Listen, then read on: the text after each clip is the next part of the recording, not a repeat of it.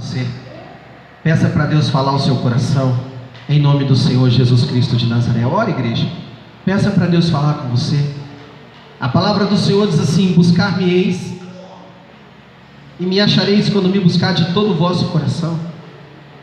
Quando nós aplicamos o coração em buscar a Deus, Deus vem em nosso socorro, Deus vem com a resposta, Deus vem com a direção.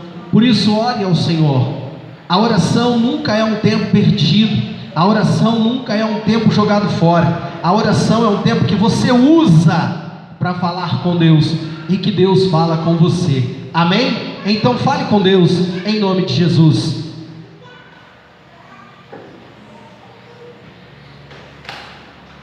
Querido Deus, Deus de maravilhas, Deus de misericórdia, amado Deus, no nome do Senhor Jesus Cristo de Nazaré, meu Pai, nós te rendemos adoração, nós te glorificamos, Deus, por tudo que o Senhor é e por tudo que o Senhor faz.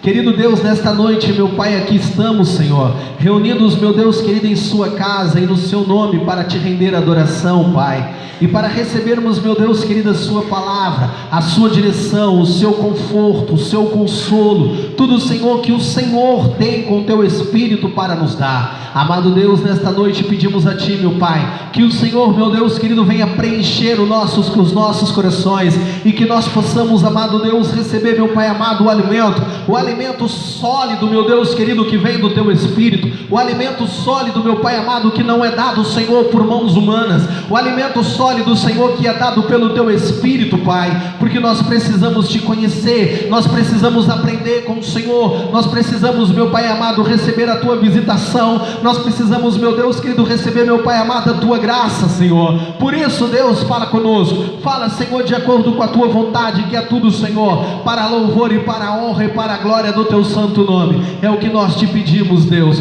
em nome do Senhor Jesus Cristo de Nazaré. Amém, igreja amada? Amém. E a igreja, no nome do Senhor Jesus Cristo de Nazaré, abram por favor a palavra de Deus no Evangelho segundo Lucas, capítulo de número 15. Lucas 15,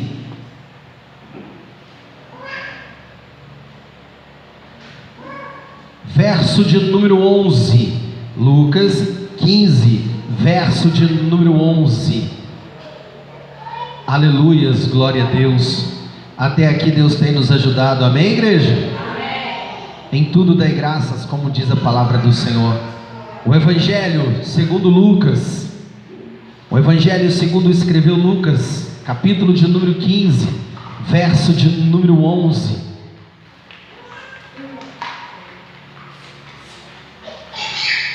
Lucas 15, verso 11. Quem encontrou, diga glória a Deus. Quem não encontrou, diga misericórdia. Diz assim a palavra do Senhor: e disse: um certo homem tinha 2 filhos. O mais moço deles disse ao pai: Pai, dá-me a parte da fazenda que me pertence. E ele repartiu por eles a fazenda.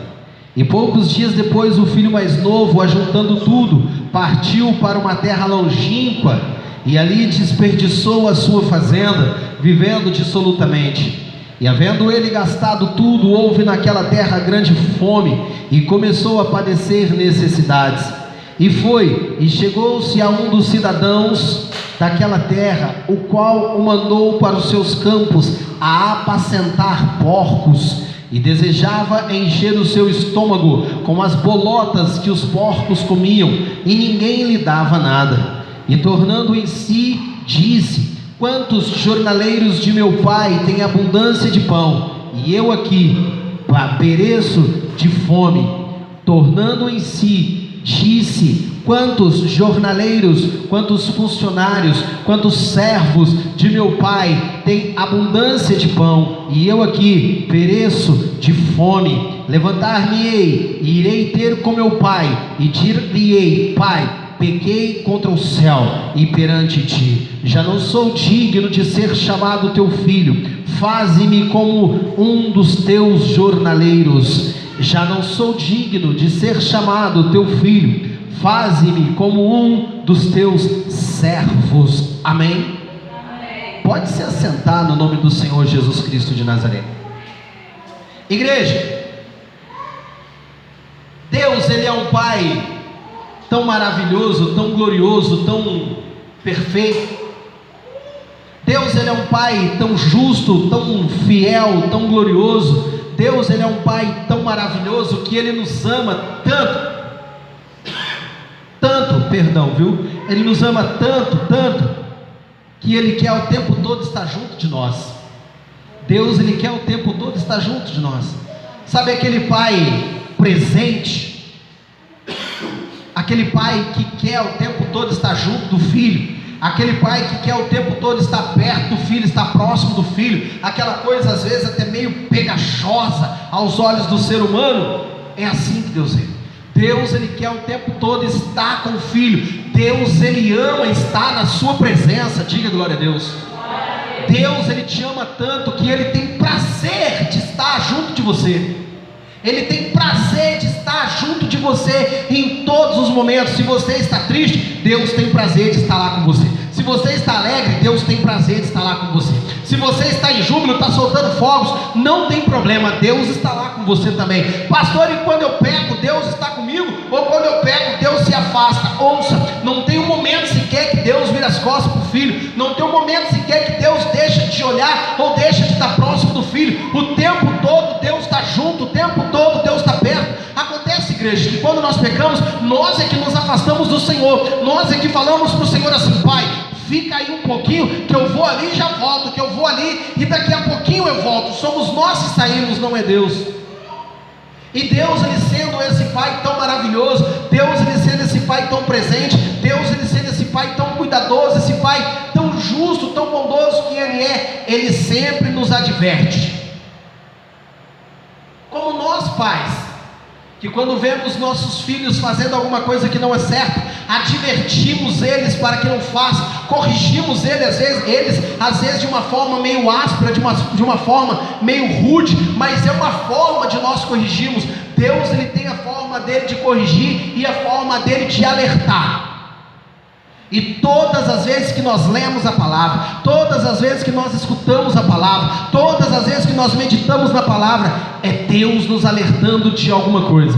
Diz assim: Deus está sempre atento à minha vida, e Ele sempre me alerta dos perigos que eu corro. Deus está sempre nos alertando dos perigos que nós corremos. E quando nós lemos a palavra do Senhor aqui no Evangelho de Lucas, no capítulo 15, a partir do verso 11,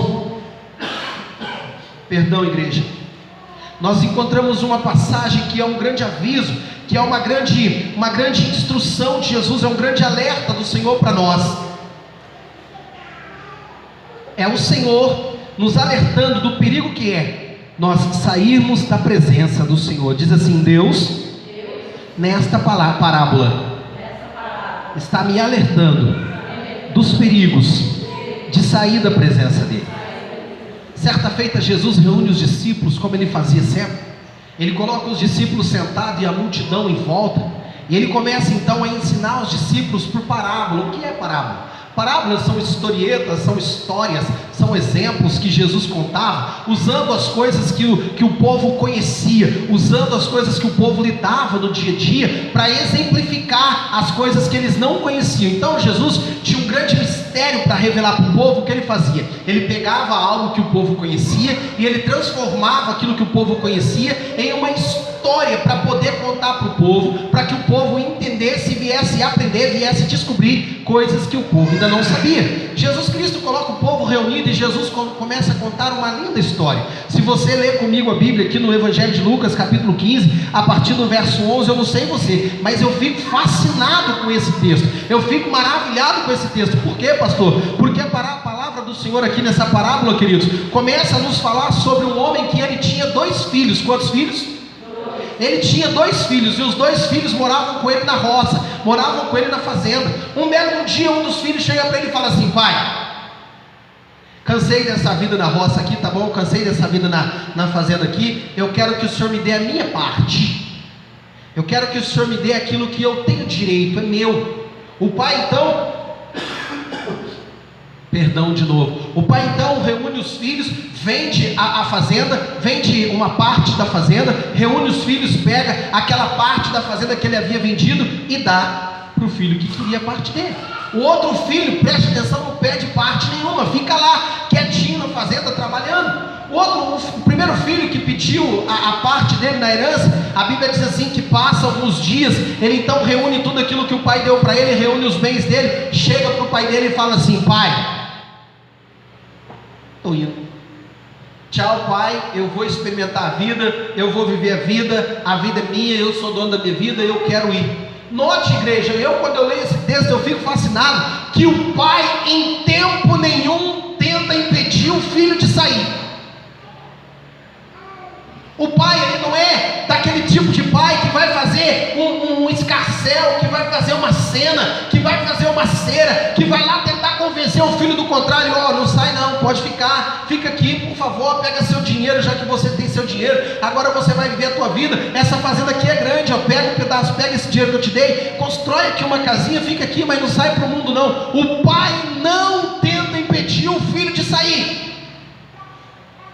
O filho pega as coisas dele e vai embora. Pastor, por que o pai não impede o filho de sair? Ouça, se tem uma coisa que Deus nos deu, e Deus, o próprio Deus, ele respeita, é o nosso livre-arbítrio. Diz assim: Deus, ele respeita as minhas escolhas. Você nunca vai ver, igreja, nunca vai ver Deus se materializar na tua frente e tentar te impedir de fazer alguma coisa. Não, pastor, não. Assim como esse pai aqui, que Jesus está dando uma história, Jesus está fazendo uma comparação, e é uma comparação da fazenda, as terras, o reino de Deus, e o pai é o próprio Deus na comparação, e os filhos daquele pai na fazenda são todos os filhos do reino. O pai não impede em momento nenhum que o filho saia. Deus também não nos impede de fazer nada. Não, pastor, não. Deus em momento nenhum ele chega para você e fala assim: eu, Deus, estou te impedindo de fazer isso, eu não quero, te proíbo. Não, igreja, Deus ele nos dá instrução, Deus ele nos avisa, Deus ele nos alerta, Deus ele nos mostra o caminho, mas em momento nenhum ele nos impõe a força. Ninguém é obrigado a servir a Deus. Ninguém é obrigado. Você pode notar que uma pessoa, quando ela vai forçada para a igreja, quando você fica muito no pé, por isso que eu não fico no pé, eu não vou, eu não fico, não sou do tipo e não serei, não fui, não sou e não serei do tipo de pastor que fica insistindo: vai, não, de maneira nenhuma. A gente conversa com a pessoa para ir para a igreja, tem que ser de livre e espontânea vontade, tem que ser pelo Espírito de Deus. Você percebe que uma pessoa, quando ela vai forçada para a igreja, não flui, igreja. Por quê? Porque a pessoa não abre o espírito dela para o Espírito Santo, a pessoa não abre o coração para o Espírito Santo. Ela está ali de corpo presente, mas a mente dela, o coração dela, a alma dela, o espírito dela não está, e aí não adianta. Por quê? Porque a pessoa vai estar ali, porém o espírito dela não está naquele lugar. E a palavra do Senhor nos ensina o quê? Que aonde está o seu coração, aí aonde está a sua vontade, aí está o seu coração. Se o seu coração não está naquilo, se a sua vontade não está naquilo, não adianta forçar. Nós temos que cumprir o nosso papel: evangelizar, convidar, dar testemunho de Jesus, falar dos milagres, insistir com a pessoa, orar com a pessoa, insistir no sentido assim, sabe? Ajuda, pega nas mãos, se cai você vai lá, ajuda a levantar, se cai no pecado, ajuda a levantar. Mas forçar a pessoa a levar força para o reino de Deus, não tem jeito. Não tem jeito. Pode surtir um efeito momentâneo, porém não vai surtir efeito para a vida eterna, não vai surtir efeito para a salvação. Por quê? Porque a pessoa não abre o coração para o Espírito Santo.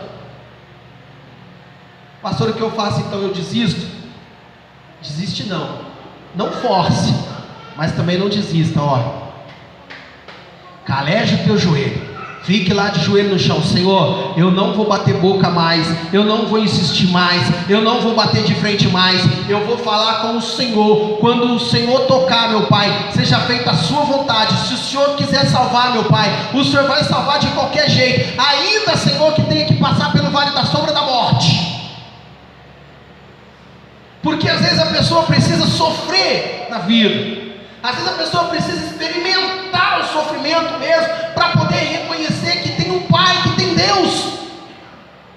Porque enquanto a pessoa está ali recebendo tudo do bom e do melhor, a pessoa não dá valor. E chega um momento, igreja, que a pessoa se levanta e vai embora. É impossível não acontecer. Se levanta e vai embora mesmo. O pai, ele dava de tudo para aqueles dois filhos. De tudo. Ele era o dono da fazenda. Ele vestia os filhos com os melhores linhos. Ele dava as melhores novilhas. Ele dava do bom e do melhor para os filhos. Mas um dos filhos, um belo dia, simplesmente se rebelou contra ele, se levantou contra ele e disse assim: pai, eu não quero mais não. Eu não quero mais ficar aqui nessa fazenda, porque essa fazenda para mim não está bom. Eu quero que o Senhor me dê a sua parte. Sabe o que é isso, igreja? Ingratidão contra o pai. Ingratidão contra o pai. Porque ouça, o pai dá a salvação, o pai dá a saúde, o pai dá a casa, o pai dá a vida, o pai dá a família, o pai dá o emprego, o pai dá tudo. Chega um momento que o filho chega para o pai e fala assim: pai, eu quero o que é meu, agora é hora de eu ir embora. O pai, em momento nenhum, igreja, eu fiquei pensando, fiquei meditando hoje de madrugada, falando com Deus, Jesus Cristo poderia ter dito nessa parábola aí, que o pai colocou dois servos na porteira: ó, deixa meu filho sair não, se meu filho tentar sair, traz ele de volta. E aí o Senhor me fez entender que não é por força do ser humano. Igreja, ninguém vai ficar no reino de Deus se não quiser. Ninguém vai ficar no reino de Deus contra a vontade. Ouça, igreja, se você senta nessa cadeira, se eu estou em cima deste altar e nós estamos fazendo tudo de aparência, nós estamos fazendo tudo porque nós estamos acostumados a fazer, ou porque nós estamos forçados a fazer, igreja, não vai surtir resultado nas nossas vidas. Não seremos salvos. Por quê? Porque não abrimos o nosso coração, somos levados pelas circunstâncias, somos levados pelo momento, somos levados a agradar A ou agradar B, a fazer isso ou a fazer aquilo para poder evitar o mal maior, e não entendemos que estar na igreja não é o mesmo que estar no reino de Deus. O apóstolo Paulo entendia muito bem disso, e ele chega na primeira carta aos Coríntios e ele diz assim: nem todos os que estão em Israel são israelitas, ou seja, nem todos que estão dentro da igreja, nem todos que estão assentados nos bancos das igrejas, nem todos que estão em cima do altar são verdadeiramente servos de Deus, ou seja, estão ali de coração aberto, de alma aberta, falando: Senhor, eu estou aqui porque eu quero estar, porque eu prefiro estar dentre todos os lugares da terra, Senhor, que eu poderia estar, que os meus pés poderiam me levar. Eu escolhi, Senhor, estar aqui para te servir e para ser o teu filho. Aquele filho, assim como Esaú da mensagem passada, ele abriu mão da presença do pai. Ele não quis a presença do pai. Ele se cansou da casa do pai. Ele se cansou de todo dia ter aquela rotina, ter que cuidar das coisas do pai, ter que viver em comunhão com o pai. Aquele filho se cansou. E aí o que ele fez? Ele pediu o direito dele.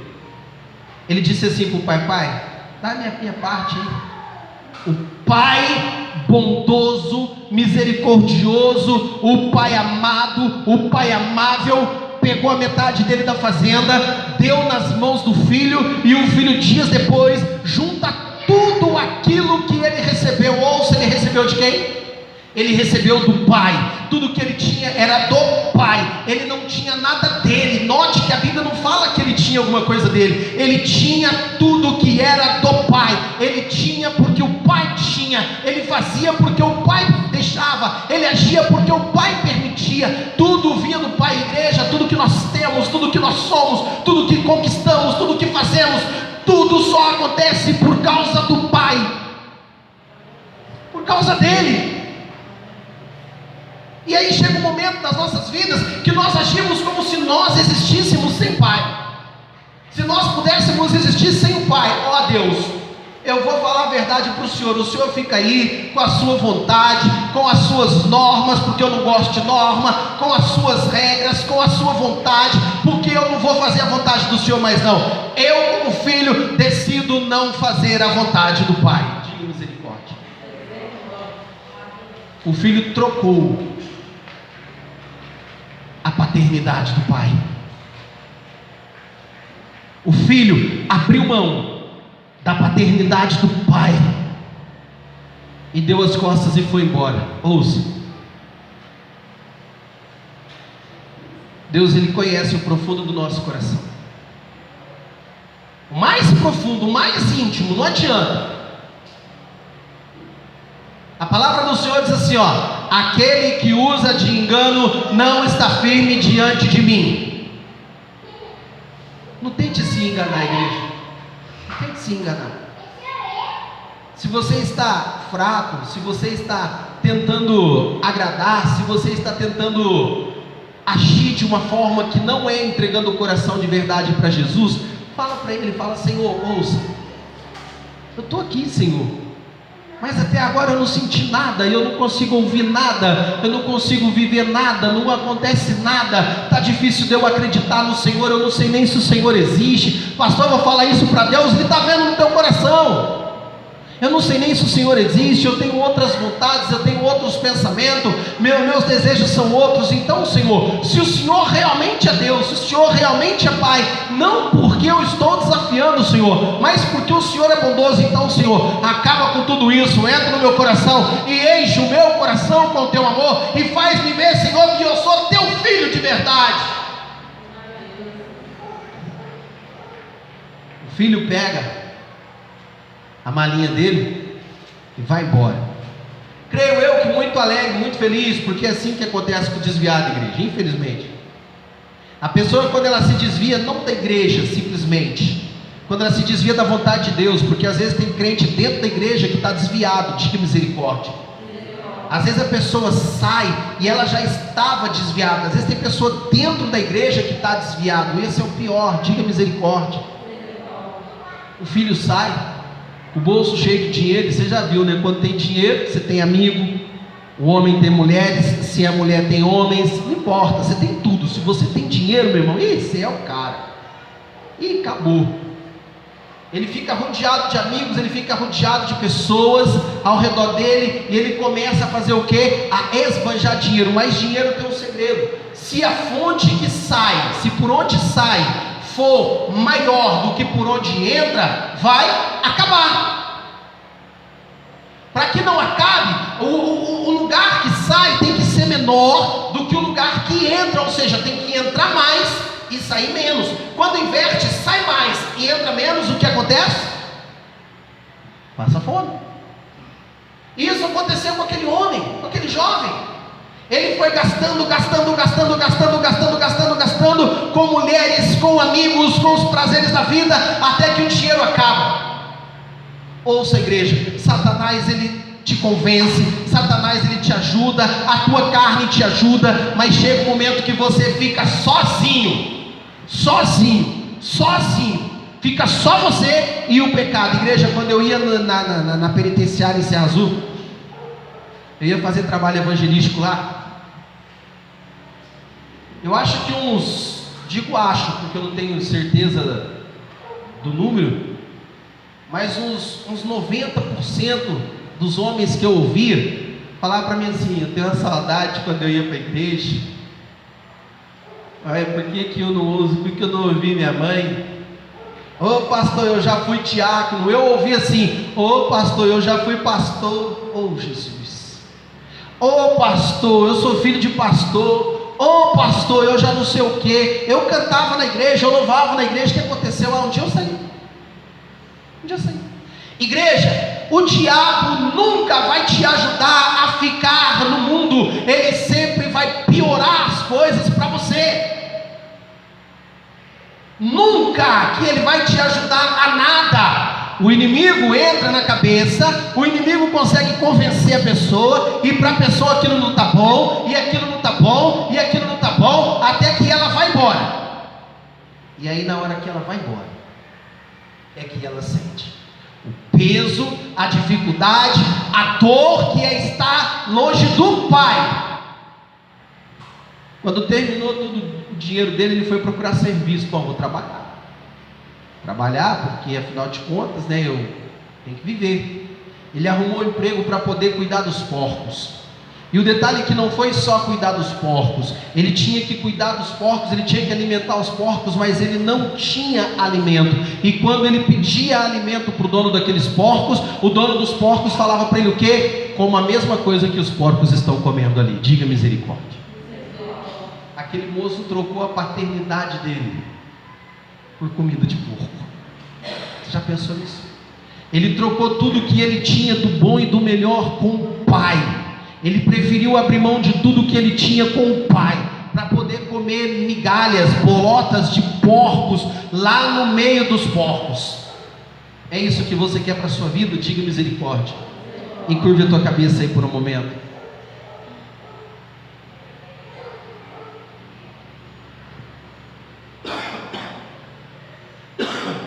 Às vezes vai te dar vontade de parar mesmo, igreja. Às vezes vai te dar vontade de desistir. Às vezes você vai ficar tão desanimado que você não vai ter força para orar, você não vai ter força para jejuar. Muitas vezes você vai entrar em confusão mesmo, vai dar uma confusão na tua mente por causa das lutas, por causa do desânimo. E algumas vezes você vai até duvidar se Deus existe, e vai até duvidar se Deus te ama.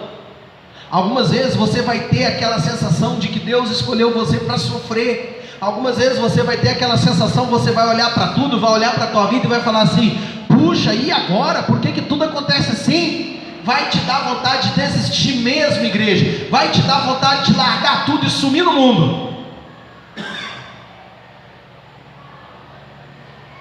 Parece que todo mundo nasceu para ser feliz, menos você. Mas ouça, essa vontade aí é carnal. E eu digo para você o seguinte: vai passar. É melhor você passar por um momento desse junto do seu pai, junto de Deus, junto do seu Senhor, debaixo das asas dele, com a proteção dele, porque ele, Deus, sabe até que ponto você aguenta a luta. Ele, Deus, sabe até que ponto você aguenta a prova. Ele sabe até que ponto você resiste. Ele sabe até que ponto pode ir com você, porque ele é pai. Você como pai, você como mãe, você sabe até que ponto pode ir com os seus filhos, porque você conhece os seus filhos. Deus é assim como nós. Ele sabe até que ponto ele pode ir com a gente. Ele não excede. Ele não vai deixar você sozinho. Ele não vai deixar a luta maior do que as suas forças, porque a palavra do Senhor diz assim, ó: não veio sobre você tentação senão humana, mas fiel é o Senhor, que junto com a tentação vai te dar o escape. Aguenta um pouco mais, resiste um pouco mais, persevera um pouco mais. Está difícil lá na tua casa, está difícil lá na tua vida, está difícil no teu emprego, está difícil para os lugares que você vai, está difícil para tudo quanto é lugar. Ei, insista um pouco mais, insista, fique um pouco mais. Você sente vontade de parar, você sente vontade de deixar tudo, você sente vontade de voltar para o mundo. Quantas vezes você pensa que ser uma pessoa da vida vai ser melhor, ser uma pessoa que do mundo, que faz as coisas do mundo, vai ser melhor? Quantas vezes você pensa que quando você estava lá no mundo fazendo as coisas do mundo, você tinha mais valor, você era mais benquista, você era mais valorizada? Não é. Existe um Deus que te ama. Existe um pai que quer você junto dele. Existe um pai que quer você junto dele. O filho deixou a presença do pai. Olha aqui para mim. Mas o pai nunca deixou a presença do filho. O pai sempre estava de olho. O pai sempre estava esperando o momento daquele filho voltar. Ouça, Deus, ele espera você. Deus, ele espera você de madrugada para orar. Deus, ele espera você nos dias de culto. Deus, ele espera você lá dentro do seu quarto, quando a Bíblia diz para você entrar dentro do seu quarto e fechar a porta e orar até que a tua ira passe. Deus, ele espera você naquele momento de louvor. Deus, ele espera ter momentos de intimidade contigo. Deus espera o momento do filho poder chegar e falar: pai, eu estou aqui. Tem uma ilustração que diz assim, sobre essa mensagem, uma ilustração que diz assim, que o filho chega para o pai, preste atenção, o filho chega para o pai, e o filho fala assim: pai, me dá a minha parte da herança aí, porque eu vou embora. O pai pega a parte da fazenda, dá o dinheiro para ele, ele junta as coisas dele e vai embora. E aí ele vai lá para o mundo e ele gasta tudo com bebidas, é uma ilustração. Ele gasta tudo com bebidas, com mulheres, gasta tudo. E aí ele vai trabalhar, ele começa a ser humilhado, começa a passar fome, começa a dormir na rua. E aí ele se lembra do pai, e a ilustração diz assim, que ele escreve uma carta para o pai. E ele fala assim para o pai na carta: pai, eu sou o teu filho, que há tempos atrás, preste atenção, que há tempos atrás eu saí da tua casa. Eu saí da tua casa, pai, e gastei todo o dinheiro que o Senhor me deu. Hoje eu passo fome, hoje eu passo necessidade, durmo pelas ruas, e eu tenho desejo no meu coração de voltar, pai, mas eu tenho vergonha.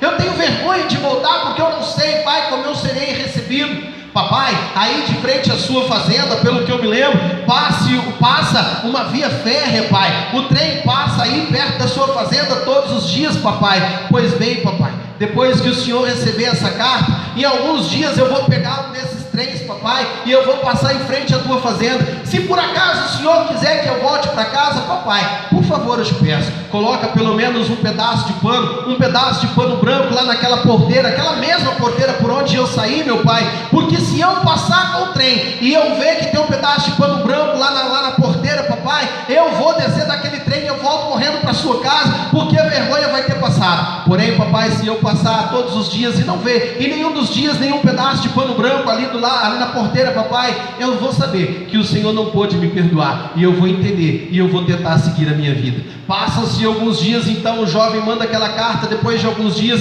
ele pega um trem, e quando vai se aproximando da fazenda do pai, ele fica observando, e 1 quilômetro longe da fazenda, longe daquela porteira, ele percebe assim que em todo lugar ele vê vários e vários lençóis brancos colocados dos dois lados da via férrea. O pai havia mandado colocar lençóis brancos 1 quilômetro antes da fazenda e 1 quilômetro depois das fazendas. Ele chega perto daqueles panos brancos, com o trem passando, ele vê que tem aquele monte de lençóis brancos pendurados na cerca, nas árvores. Ele então entende que o pai está esperando por ele. Ele então pula daquele trem, atravessa por aquela porteira, entra naquela fazenda, e quando ele chega, o pai está lá de braços abertos esperando por ele. Assim é Deus. Você pode sair, você pode experimentar o mundo, você pode ter experimentado tudo, pode cair, pode pegar. Se 10 vezes você cair, 10 vezes Deus vai te levantar, porque o amor de Deus é maior do que o seu pecado, porque o amor de Deus é maior do que tudo que você possa entender. Não existe nada nem ninguém que possa impedir Deus de te receber de volta, porque Ele é o seu Pai.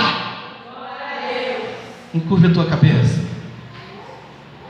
Aquele filho volta, e ele chega para o pai e ele faz uma oração de confissão. Porque entenda, igreja, não é simplesmente voltar e sentar no banco da igreja que vai fazer você ser filho de novo, não. O filho chega e ele fala assim para o pai: pai, eu pequei contra os céus, e eu pequei